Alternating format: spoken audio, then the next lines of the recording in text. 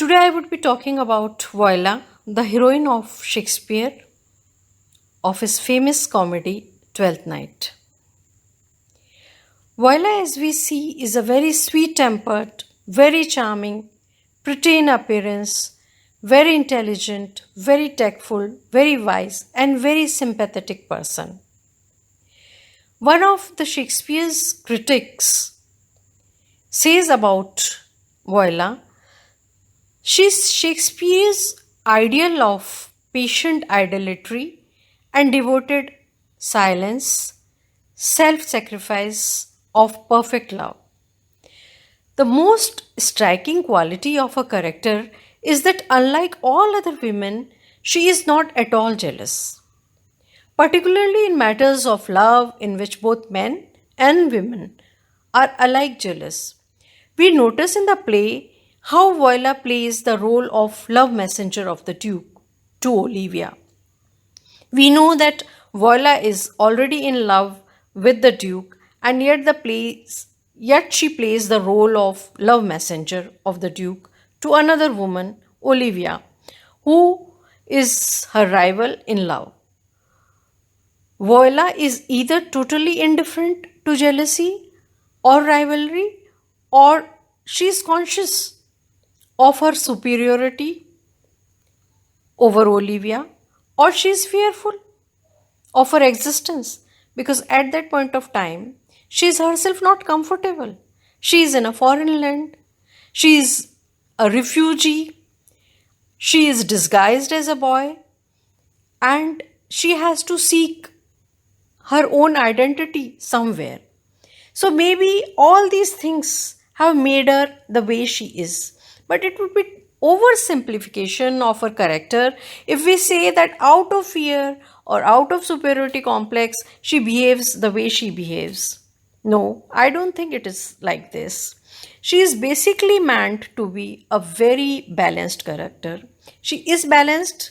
We can see that right from the beginning, right from the incidents of shipwreck, where Viola is left all alone. There is no one to take care of her. She had a brother and she had lost that brother also. She has nowhere to go. And there was only a captain and the sea which is left to her. And at that moment, she decides what to do. And she decides in a very balanced way, and she has a very composed mind at that time. She is very wise at that time, and she behaves very intelligently.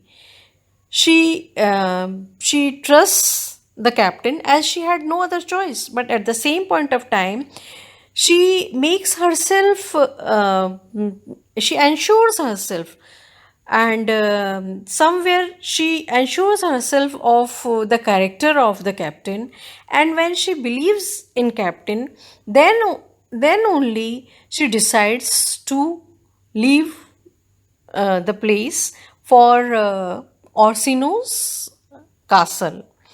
And when she goes to Orsino's castle and in the disguise of Cesario, and when she is employed as an attendant to Orsino, very soon, due to her intelligence, due to her loyalty, or due to her honesty, and due to her sense of humor, and due to her quick grasping of characters or quick grasping of situations, she becomes the favorite of Orsino. And Orsino trusts her with the task of sending his love messages to Olivia. And she knows that at the first instance itself, she comes to know that Olivia would not respond to Orsino, or Olivia does not have a favorable opinion of Orsino. And as Olivia's opinion of Orsino grows with the passage of time in a negative way, on one hand, Olivia is not responding to Orsino, and on the other hand, we see our Viola responding in a very positive way to Orsino. Orsino is a character who needs a balanced woman because he himself is a sort of wreck. He himself is very unruly. He himself is very moody.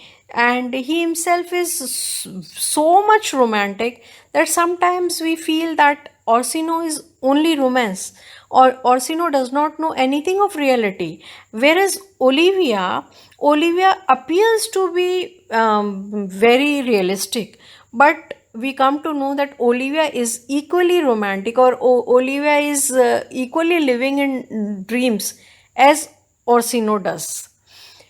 So both these characters are not footed, or they are not grounded in reality. They are since they have they are they belong to nobility. They have every comfort which they can enjoy.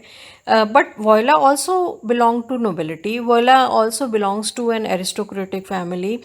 But nowhere she, she throws tantrums, or nowhere we find Voila as if, that she's not behaving properly, or she has a superiority complex, or she's missing her luxurious life. Nowhere we feel that way. So we find Voila very much balanced in her character, whereas Orsino and Olivia, they keep on fluctuating, and most of the time they fluctuate due to their comfort, they fluctuate due to the luxurious life they are living, they fluctuate due to the wealth which they have been bestowed upon by their aristocracy. Find them behaving improperly towards their servants. We find them sometimes behaving very improperly towards their relations, and many times we feel that they should be behaving in a better way towards their seniors, or their parents. When Olivia is lost her father, and we somewhere in the beginning of the play we come to know that she's missing her father. But when such a dialogue appears, at the very same moment, or after a few dialogues, we come to know that whether she is missing her father, or it is only for the sake of saying that she is saying that she is missing her father. In the same way, Orsino is also not very obedient, or very honest as far as duties are concerned. But these follies, or these frolics, or these such a playful behavior is the fashion of the noble class. And both of them, Olivia and Orsino, they belong to nobility, and throwing tantrums, or having lot of party or merrymaking is part of their life. And Orsino is most of the time singing in love, or he's reciting poems for Olivia. But at the same point of time, when Voila is there and she is listening to those poems, she is not jealous. She knows that Orsino is in love with Olivia, and even when she knows this fact, she falls in love gradually with Orsino. And in the later part of the play, when she visits Olivia once again, and all her disguise fails, and she's losing her identity of Cesario at this very point, when she has nowhere to go.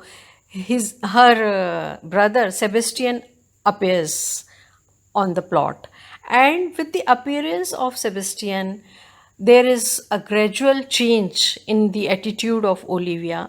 She accepts Voila as Voila is, and she accepts Sebastian in her place. And in the same manner, Orsino accepts Voila in her place. But the identity crisis which Voila was facing all the while, that identity crisis is solved, and she gets her identity back of a woman, and she gets the identity of Duchess as well.